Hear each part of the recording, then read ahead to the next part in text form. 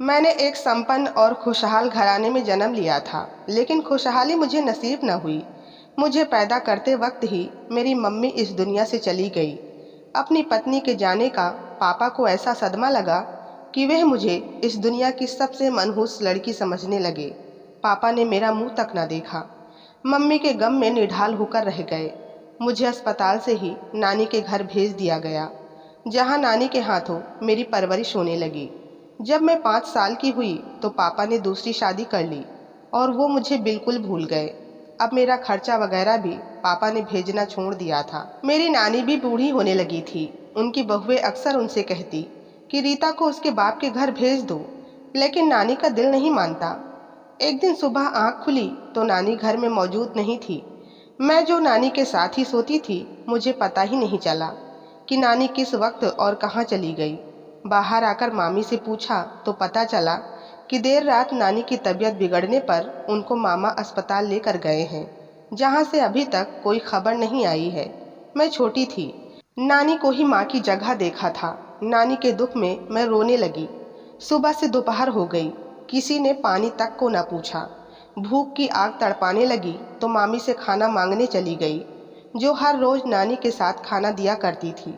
लेकिन आज इनकार कर दिया और बोली, तेरे मामा घर पर नहीं हैं, कोई नाश्ता लाने वाला नहीं था। मैंने अपने बच्चों को रात का बचा हुआ खाना खिला दिया है, तेरे लिए कुछ नहीं है। मैं 2 गिलास पानी पीकर बैठ गई। इस दिन दोपहर का खाना भी मामी ने नहीं पकाया था। मेरा पूरा दिन ही ऐसे निकल गया। शाम होने को आई तो अस्पताल से नानी के गुजर जाने की खबर आ गई। मामी ने बताया कि अब तेरी नानी मर चुकी है। अब तेरे पापा आएंगे तो तुम उनसे कहना कि तुम्हें साथ लेकर जाएं, वरना मैं तुम्हें खाना नहीं दूंगी, रोज ही भूखा रहना पड़ेगा। मैं नानी की मौत का सुनकर पहले ही डरी हुई थी। अब मामी ने भूखा रहने की धमकी दे दी तो मैं और डर गई। रात के वक्त नानी को एम्बुलेंस में लेकर आए। सुबह तक उनका अंतिम संस्कार हो गया। मैं घर में अकेली रह गई। अगली सुबह मामी ने एक औरत की तरफ इशारा करके बताया कि ये तेरी सौतेली माँ है, जा इसको कहे कि तुझे साथ लेकर जाएं। मैं उन आंटी के पास गई तो मेरे पास आते ही उसने दुपट्टे से मुंह ढक लिया, जैसे उसे मुझसे बदबू आ रही हो या नफरत हो रही हो। ये देखकर मेरी उनसे बात करने की हिम्मत नहीं हुई। मामी ने पास आकर सौतेली माँ से बोला कि लड़की अपने बाप के पास जाना चाहती है। कल नानी की मौत के बाद से एक निवाला तक हमारे हाथ से नहीं खाया है। कह रही है अपने घर जाना है। ना जाने इसकी नानी कैसे इसको संभालती थी। अब आपकी अमानत है, आप ही लेकर जाएं। सौतेली माँ तो इस वक्त चुपचाप मुझे साथ लेकर आई, लेकिन घर पहुँचते ही कहने लगी कि इसको किसी अनाथालय में डाल दो। पापा को तो पहले ही मुझसे नफरत थी। वो सौतेली माँ से बोले, जो करना है कर लो, मैं तुम्हें नहीं रोकूंगा। ये मनहूस पहले अपनी माँ को खा गई, फिर नानी को, अब हमारा कौन सा घर आबाद करेगी। इस बात पर मैं बस अपने बाप का मुंह ताकती रह गई। और एक बार फिर मुझे मेरे मामा लोग याद आ गए, जो अपनी बेटियों के कैसे कैसे नाज उठाते थे। इतने में सौतेली माँ का छोटा बेटा रोने लग गया, तो वो मुझे पकड़ाकर खुद उसका फीडर लेने किचन में चली गई। मैंने अच्छे से बच्चे को संभाला और बहला फुसलाकर चुप करवा दिया, क्योंकि ननिहाल में भी मामी के बच्चे मैं ही संभाला करती थी, तो बच्चे संभालने का गुण मुझ में आ गया था। सौतेली माँ बच्चे का दूध लेकर वापस आई तो बच्चे को मेरे पास खुश देखकर उसको आइडिया आया कि इसको घर में ही रख लेती हूँ, नौकरानी की कमी पूरी हो जाएगी और इस तरह मेरे दाने पानी का इंतजाम हो गया। सुख दुख की वैसे भी कोई समझ नहीं थी, बस घर की छत का साया, रूखी सूखी रोटी पेट भरने को मिल जाती, मेरे लिए यही जिंदगी थी। न फरमाइश करने की कोई खबर थी, न प्यार भरे रवैये की आदत। बस दूर दूर से सबको खुश देखकर मैं भी मुस्कुरा लिया करती थी। देखते ही देखते जिंदगी इसी तरह गुजर रही थी। मैं बड़ी होती गई तो धीरे धीरे सौतेली माँ मेरे जिम्मे और काम लगाती गई। यूँ घर के सारे काम मैंने संभाल लिए थे। खाना बनाने से लेकर घर की सफाई, बर्तन, कपड़े धोना और इस्त्री करना, सब कुछ मैं ही करती। सौतेली माँ फोन पर बातें करती या मायके चली जाती तो पापा को खाना वगैरह भी मैं ही देती। और इस बात का फायदा मुझे ये हुआ कि बाप की नज़र में आते आते कभी कभी उनका प्यार भी मिल जाता। अब पापा ने मुझे इस तरह काम करते देखा तो अपना रवैया बदल लिया था। और वो कभी कभी प्यार से बात कर लिया करते, तो कभी मुझे जेब खर्च दे दिया करते और मेरी खैर खबर भी अक्सर पूछ लिया करते। मैं 20 साल की हो गई। पापा ने सौतेली माँ से मेरे लिए रिश्ता देखने को कह दिया, लेकिन उनको यह बात नागवार गुजरी थी कि मेरे बाद घर के काम कौन करेगा। इस उम्र में पहुंचकर मैं भी बहुत खूबसूरत हो गई थी। जो भी रिश्तेदार घर आते सबको ही मैं अच्छी लगती, क्योंकि सारे काम भी मैं ही करती थी और दिखने में भी अच्छी शक्ल थी। एक दिन सौतेली माँ के मायके से इनकी कोई रिश्तेदार औरत घर आई। मैंने उनके लिए चाय और नाश्ता पेश किया तो उन्होंने सौतेली माँ से मेरा रिश्ता मांग लिया। सौतेली माँ ने कोई खास ध्यान नहीं दिया, लेकिन फिर उन्होंने जब पापा से कहा तो मेरा रिश्ता उनके बेटे से पक्का हो गया। वो आंटी बहुत ही अच्छी थी। अक्सर हमारे घर आती तो मेरे लिए बहुत कुछ लेकर आती। मेरी मंगनी उनके बेटे से लगभग 2 साल तक रही और इसी दौरान हम लोग कई दफ़ा मिले भी। अक्सर वे मुझे अपने ख़ानदान के फंक्शन में भी लेकर जाती और सबसे मिलाती।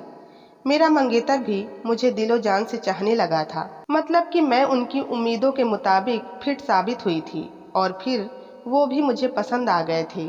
मैंने इन 2 सालों में अपने आप को बहुत बदल लिया और ये सब मेरे मंगेतर की वजह से हुआ था, जो शादी से पहले ही मेरा इतना ख्याल रखते थे।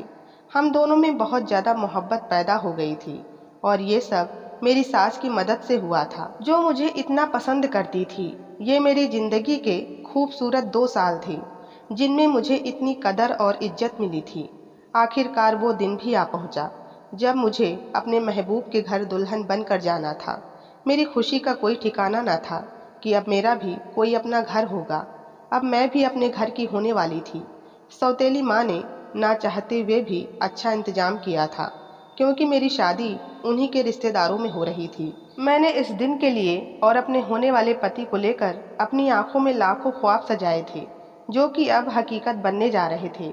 आखिरकार वो घड़ी आ पहुंची। शादी के बाद विदाई हो गई। मेरी इस विदाई में सभी घर वालों से गले मिलने के बाद मेरी सास ने मुझे आगे बढ़कर अपने दूल्हे के बगल वाली सीट पर बिठाया। मैं तो उनका हाथ थाम कर बोली, अम्मा आप भी हमारे साथ गाड़ी में बैठ जाए ना, जिस पर उनके चेहरे की चमक साफ बता रही थी कि वह कितनी खुश हैं। अपनी बहू को इस कदर अपने लिए फिक्रमंद देखकर अम्मा हमारे साथ ही बैठ गई। सारे रास्ते वो बार बार मेरा माथा चूमती और मेरी बलाएं लेती रही। फिर मेरे पति से कहने लगी कि आज के बाद मेरी बहू की हर बात मानना। अगर इसको तुमसे कोई शिकायत हुई तो सबसे पहले मैं तुमसे नाराज हो जाऊंगी। फिर पति हंसकर कहने लगा, भला इतनी जल्दी मेरी माँ पर क्या जादू कर दिया कि ये अभी से तुम्हारी बन गई हैं। इस तरह हंसी मजाक करते करते हम अपने घर पहुँचे तो मेरा स्वागत मेरी सास ने बहुत ही शानदार तरीके से किया। मेरे ऊपर गुलाबों की बारिश की गई। ऐसी सास शायद दुनिया में मुझे ही मिली थी। सास की इस कदर मोहब्बत ने मुझे जैसे ज़मीन से उठाकर आसमान पर पहुंचा दिया था। इस सब के दौरान मैंने एक बात नोट की थी कि मेरे ससुर कहीं दिखाई नहीं दे रहे थे। मुझे अपने पति के कमरे में बिठाया गया और सब अपने अपने कमरों में चले गए।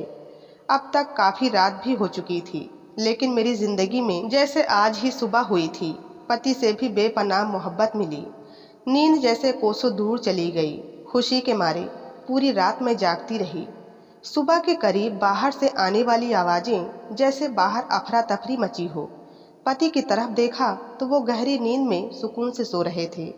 अभी मैं उठकर दरवाज़ा खोलने का सोच ही रही थी कि ज़ोर ज़ोर से दरवाज़ा बजने लगा। मेरे पति इतनी ज़ोर की दस्तक सुनकर परेशान होकर उठे और बिना जूता पहने ही दरवाजे की तरफ दौड़े, जहां नौकरानी खड़ी परेशान थी। पति ने दरवाज़ा बजाने की वजह पूछी तो उसने जो बात बताई, मेरी तो जैसे सांसें रुक गई। नौकरानी ने बताया कि मेरी सास को हार्ट अटैक आया है और ससुर उन्हें लेकर अस्पताल गए हैं। आपको भी फौरन आने को कहा है। मेरे पति बिना देर किए बाहर की तरफ भाग गए और गाड़ी निकालकर अस्पताल की तरफ रवाना हो गए। मेरे ऊपर जैसे कयामत टूटी थी। आज ही तो मेरा घर में पहला दिन था। कल रात तक मैं कितनी खुश थी। अस्पताल पहुंचकर पति ने फ़ोन किया और मेरे साथ किस्मत ने फिर से वही खेल दोहराया जिसका इल्ज़ाम लेकर मैं पैदा हुई थी, यानी कि मनहूस। मेरी शादी के अगले ही दिन मेरे पति की माँ यानी मेरी सास और मुझे इतना बड़ा मुकाम देने वाली औरत इस दुनिया से विदा हो गई। माँ के बाद अगर किसी को मैंने सच्चे दिल से माँ माना था तो यही औरत थी, जिनके साथ जिंदगी गुजारने के लिए मैंने कुछ सुहाने ख्वाब देखे थे, जिनकी सेवा मैं दिल से करना चाहती थी, जिनके एहसानों का बदला मैं बहुत खूब देने वाली थी। वो तो नहीं रही, लेकिन मेरे घर, ससुराल और जिंदगी पर एक गहरा असर पड़ गया। मेरे पति के बाप ने अस्पताल से लौटते ही मुझे मनहूस होने का ताना दिया था। एक बार फिर मैं एक बाप की नज़र में मनहूस बन गई थी। सास की सौ घर पहुंची तो पति और उनके बाकी बच्चों को संभालना मेरे लिए मुश्किल हो गया। इन सब की हालत कुछ ऐसी हो गई थी कि मुझे अपना गम भूल गया, जबकि मैं अंदर से बिल्कुल टूट चुकी थी। मेरी 2 नंदें और एक छोटा देवर था, जिनसे माँ का बिछड़ जाना बहुत बड़ा सदमा था। ससुर ने भी खुद को एक कमरे तक सीमित कर लिया था। पति जब भी बात करते बस इतना ही कहते, मेरे घर वालों को संभालना अब तुम्हारी जिम्मेदारी है, जो निभाने की मैं पूरी पूरी कोशिश कर रही थी। घर में काफ़ी सारे लोगों का आना जाना लगा हुआ था। मैं कभी मेहमानों को देखती तो कभी घर वालों को। इस सारे माहौल में मैं बिल्कुल अकेली पड़ चुकी थी। कुछ दिनों के बाद जैसे ही लोगों का आना जाना कुछ कम हुआ तो ऐसे मालूम होता जैसे इस घर में मेरे अलावा कोई भी इंसान मौजूद नहीं है। सब लोग अपने अपने कमरों तक सीमित थे। पूरे घर में खामोशी का राज था। ससुर ने भी कामकाज छोड़कर अपना कमरा बसा लिया था। अब सारे काम और कारोबारी जिम्मेदारियां भी मेरे पति पर आ गई थी।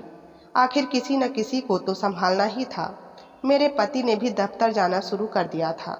अकेले होने की वजह से वो पूरा दिन दफ्तर में ही रहते। जहाँ तक मुझे मालूम था कि मेरे आने से पहले घर के सारे काम नौकर के जिम्मे थे, लेकिन सास के मरने के बाद ना जाने क्यों सारे नौकर भी घर छोड़कर जा चुके थे। मैं अकेली ही सफाई करती, खाना पकाती और सबको कमरों में दे कर आती और फिर सबके बर्तन समेटती रहती। देखते ही देखते मेरी सास को गए 1.5 महीना गुजर गया और सबकी ज़िंदगी रूटीन पर आ गई। मेरी नंदों ने कॉलेज जाना शुरू कर दिया और ससुर और देवर भी ज़्यादा वक्त घर से बाहर रहने लगे। मेरे पति ने इसी तरह काम को संभाला हुआ था। मैं बिल्कुल अकेली सी इस घर में रह गई थी। घर के किसी भी शख्स से अगर बात करने की कोशिश करती तो हर कोई मुझे हाँ या ना में जवाब देता। मुझसे कोई ज़्यादा बोलना या घुलना मिलना पसंद नहीं करता। मुझे यकीन नहीं आ रहा था कि ये वही घर है जहाँ आकर मैंने खुशहाल ज़िंदगी जीने के सपने सजाए थे। पति की भी यही रूटीन थी।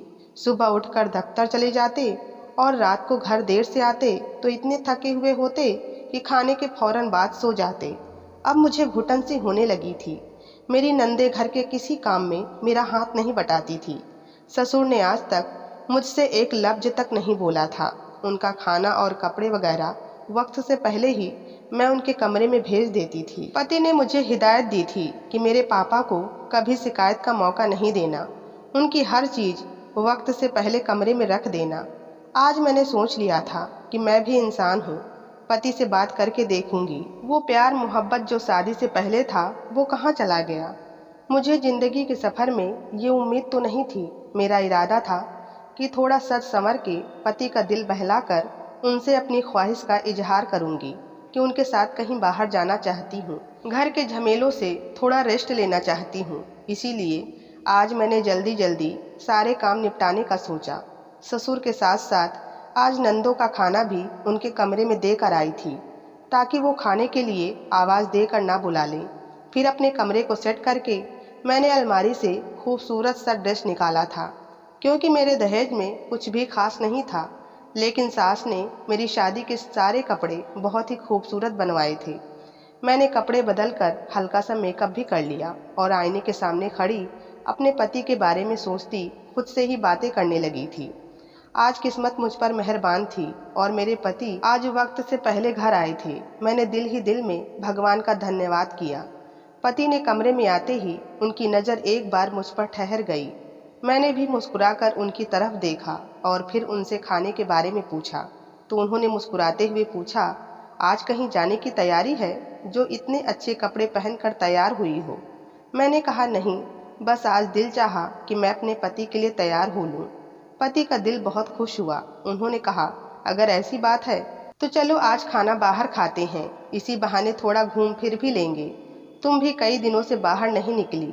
मैं भी काम में बिजी होता हूँ। आज जल्दी आया हूँ तो चलो इस बात का फ़ायदा उठाते हैं। मेरी तो जैसे मन की मुराद पूरी हो गई। मैंने जल्दी से उनके कपड़े निकाले। वो फ्रेश होकर तैयार हुए तो हम दोनों बाहर के लिए रवाना होने लगे। इस दौरान कमरे से निकलते वक्त मेरी नज़र ससुर के कमरे के दरवाजे पर गई। वे हमारी तरफ ही देख रहे थे। मेरे पति का ध्यान उस तरफ नहीं गया और मैंने भी कुछ बोलना मुनासिब नहीं समझा और हम दोनों चले गए। वापस आते आते हमें बहुत देर हो गई थी। खाने के बाद पति ने मुझे ढेर सारी शॉपिंग भी करवाई थी। वापसी पर हमने आइसक्रीम खाई और खूब एंजॉय किया था। घर पहुंचने तक सब लोग सो चुके थे। सास के गुजर जाने से अपने अच्छे दिन शोक में गुजारे थे। लेकिन जो हुआ वो कुदरत का फैसला था, मेरी गलती नहीं थी। इसलिए अब मैं अपने पति के साथ एक खुशहाल जिंदगी का आगाज करना चाहती थी, जिसकी शुरुआत हो चुकी थी और मैं बहुत ज़्यादा खुश थी। मैं इसी सोच में गुमसुम बैठी थी कि पति ने अपना हाथ मेरे हाथ पर रखते हुए पूछा, मैडम क्या बात है? लगता है किसी बहुत ही गहरी सोच में गुम हो गई हो। मैंने खुद को उनकी बाहों में समेटते हुए बोलना शुरू किया और कहा, आप तो ये भूल ही गए थे कि मैं आपकी नई नवेली दुल्हन हूँ। शुक्र है आज याद तो आया और अब कोई ज़रूरत नहीं है दफ्तर से इतनी देर वापस आने की। इस तरह प्यार की बातें करते करते देर से जाकर आंख लगी। अगली सुबह हमेशा की तरह सवेरे नहीं उठ सकी थी। पति बिना नाश्ता के ही दफ्तर चले गए। 11 बजे के करीब मैं उठी तो घर पर कोई नहीं था। मुझे अपने इस बात पर थोड़ी शर्मिंदगी महसूस हुई, लेकिन फिर मैंने सोचा मैं भी आखिर इंसान ही हूँ।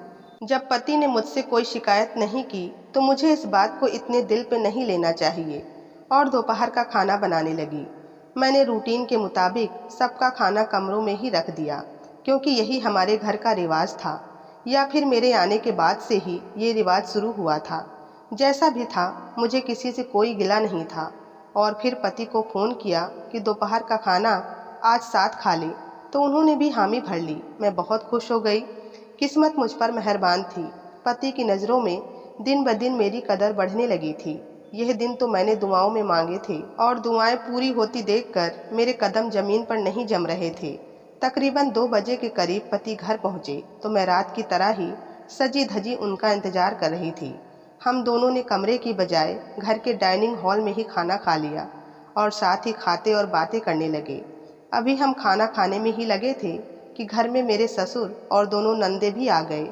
मेरे पति ने उन लोगों को भी साथ खाने को कहा, लेकिन वो लोग इतने खफा महसूस हो रहे थे जैसे उनको हमें साथ खाना खाते देखकर कोई तकलीफ हुई हो, या फिर जैसे मैंने कोई बहुत बड़ा गुनाह कर दिया हो। शायद मेरी खुशी का आखिरी दिन था। ससुर ने मेरे पति की बात का कोई जवाब न दिया और थोड़ी देर बाद उन्हें अपने कमरे में बुला लिया। ननंद ने मेरे पति से कहा कि पापा ने कहा है कि आप अकेले ही आइएगा। पति ने परेशान होकर मेरी तरफ देखा तो मुझे समझ में कुछ न आया। आखिर फिर क्या बात हो गई? मैंने ना में सिर हिलाया। पति सीधा अपने पिता के कमरे में चले गए। मुझे बहुत बेचैनी होने लगी। ना जाने क्या बात हो गई। मेरे पति काफ़ी देर अंदर रहे और साथ ही मेरी दोनों नंदे भी अपने बाप के कमरे में थी। यकीनन कोई बहुत बड़ा मसला था जिस पर बात हो रही थी, लेकिन मुझे अंदर जाने से रोका गया था। इस बात का बहुत दुख था मुझे कि वो लोग मुझे किस तरह नज़रअंदाज कर रहे हैं। मैं पति के बाहर आने का इंतज़ार कर रही थी। वो आधे घंटे बाद ससुर के कमरे से बाहर निकले और सीधा बाहर जाने की राह पकड़ ली। मैं परेशानी की हालत में उनके करीब गई, लेकिन मुझे अनदेखा करते हुए वो बाहर चले गए। मेरी परेशानी और बढ़ गई। मुझे ख्याल आया शायद सुबह ससुर को वक्त पर नाश्ता ना मिलने की वजह से शिकायत होगी, लेकिन फिर भी मुझे कोई एक वजह समझ में नहीं आ रही थी। मैं बेचैन हो गई और रात होने का इंतज़ार करने लगी। जब पति आएंगे तो ही पता चलेगा। लेकिन रात हुई तो पति का रवैया मेरे साथ बहुत ही बदला हुआ था। सीधे मुँह से बात नहीं की और आते ही ससुर के कमरे में चले गए। खाने का पूछा तो वो भी बहनों के हाथ वहीं पर मंगवा लिया। मैं देर तक उनका इंतजार करती रही, खाना तक नहीं खाया। वह जब ससुर के कमरे से लौटे तो मुझे बेड पर बैठा हुआ देखकर बाहर जाने को कहा और बोले, आज रात मैं अकेला सोना चाहता हूँ, तुम हॉल में ही सो जाना। उनकी यह बात मुझे इतनी अजीब लगी कि मैं हैरान होकर बोली, भला मैं अकेली हॉल में कैसे सो सकती हूँ, और रोने लगी। पति ने करीब आकर मुझे बाजू से पकड़ा और बाहर का रास्ता दिखाते हुए मुझे दरवाजे तक ले आए। मुझे बाहर धकेलकर उन्होंने कमरे का दरवाज़ा लॉक कर लिया। मैं हैरान परेशान पूरी रात हॉल में जागते हुए ही गुजारी। ना नींद आई और ना ही आंसू रुके। ना जाने क्यों मुझे खुशियाँ रास नहीं आती थी। कहाँ जाती, मायके का भी कोई आसरा नहीं था और मैं ये ठिकाना खोना नहीं चाहती थी। भले पति नौकरानी बनाकर रखता तो भी रह लेती। नींद वैसे भी पूरी रात नहीं आई थी, इसलिए सुबह उठने के बाद सबके लिए अच्छा सा नाश्ता बनाया। ख्याल आया कि शायद इसी वजह से घर वाले नाराज हुए हैं।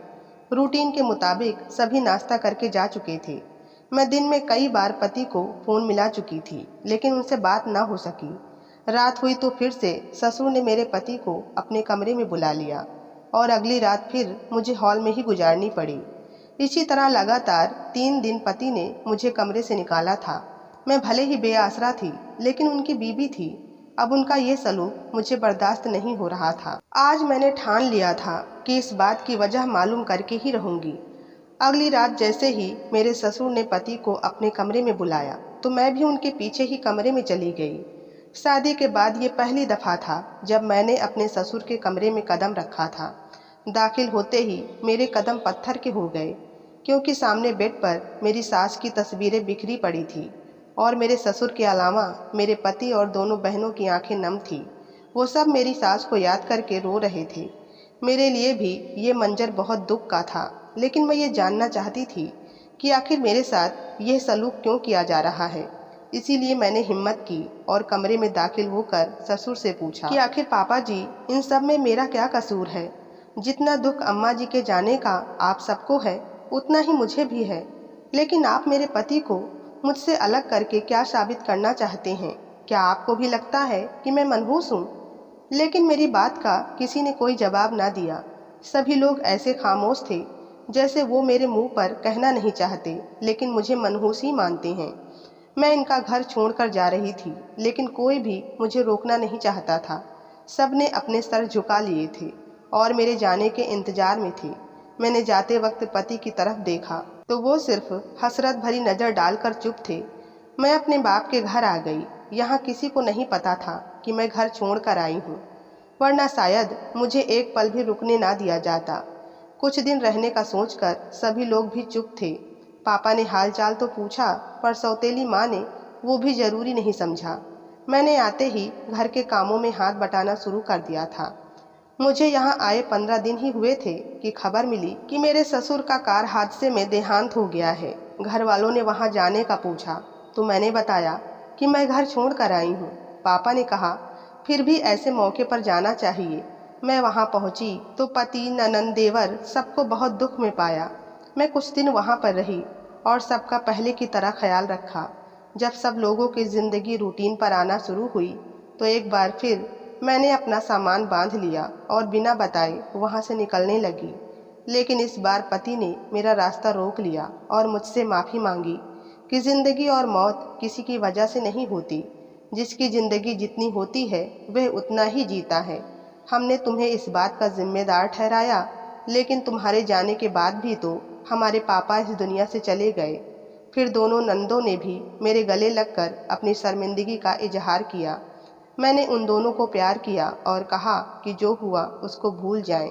फिर हम सब घर में अंदर आ गए और ज़िंदगी धीरे धीरे रूटीन पर आने लगी। 1 साल के बाद जब मेरे यहाँ 2 प्यारे जुड़वा बच्चों का आगमन हुआ तो सबके दिल से माँ बाप का दुख भी कुछ कम हुआ और हम सब खुशहाल ज़िंदगी गुजारने लगे। तो कैसी लगी आज की कहानी, कृपया कमेंट में ज़रूर बताएं और कहानी पसंद आई हो तो लाइक सब्सक्राइब करना ना भूलें। मिलते हैं नई कहानी के साथ, तब तक के लिए धन्यवाद।